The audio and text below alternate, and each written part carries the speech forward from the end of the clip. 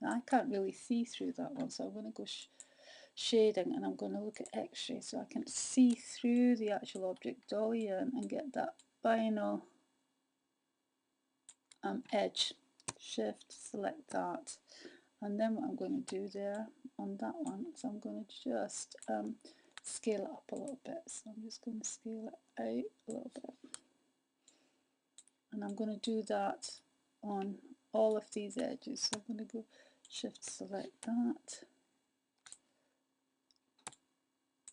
shift, select this edge, and that one, and then I'm going to scale it out a little bit, move over. I'm going to work on all of these, just slowly checking them as well. The X-rays are a good tool for checking to see if there's any problems with your construction.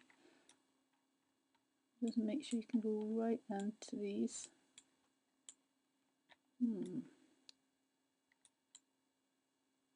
Well, not got much. I've got a gap between these.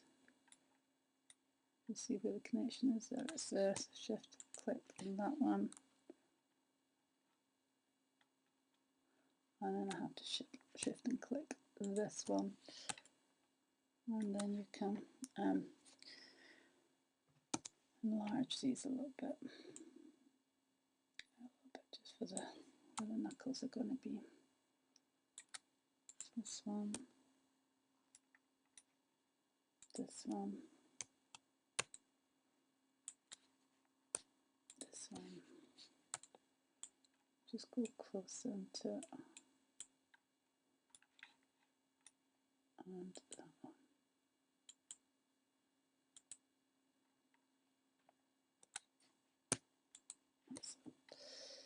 And then you can enlarge it a little bit.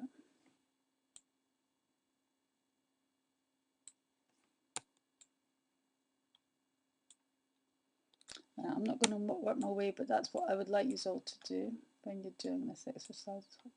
I'm conscious of the time it's taken to do this. Now, the next tool I want you to have a look at is you would go into Edit Mesh and Split Polygon tool. So along where the main knuckles would be, you would click here and click onto this, and then right click again and click on there, click to here, and right click, left click, back onto it, and then click to where you want it to be, release, right click, left click, and then click on this edge where you want it to be, and then enter. Now I'm just going to go back to wireframe unshaded, take off the X-ray so you can see the kind of construction that's happening here. So what I'm going to do on this section here, I'm going to go into faces, click on the face, and then I'm going to do poke face. You can see the face. And then what you can do with this, I'll just go back. I'm just going to move that up a little bit, just where the knuckles will be. Hit G, poke face, move it up a little bit, and then G, select face first, hit G and pull it up a little bit. So you've got where the knuckles are beginning to happen, to occur. Now I'm just going to hit 2 again. You can see they're beginning to take shape.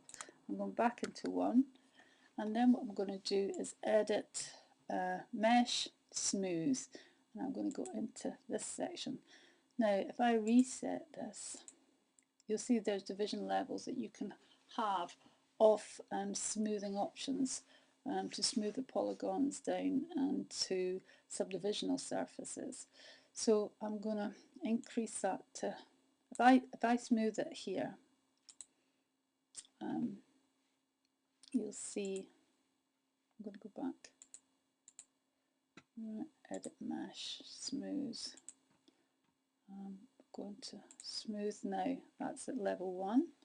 So if I undo that, and then we do mesh, smooth,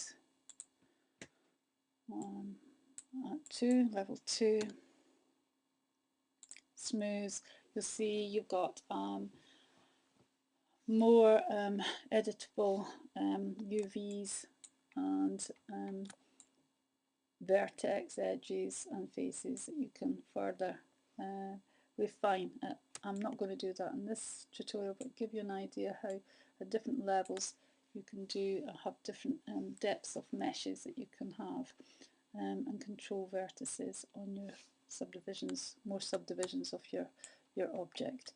So if I go back into polygon, back to object mode, you'll see here in the inputs there's lots and lots of our working still evident, but in order to keep the file size small, you won't need these again. So what you do is edit, delete by type history. And these will all go, the object's still editable. You can still go into each face and refine it and rejig it to become a much more realistic hand. But you don't carry all the history on it, and the file size is much smaller and the polygon count is much smaller. So I'm just going to just save that, save your scene and save your object. Going back to object mode.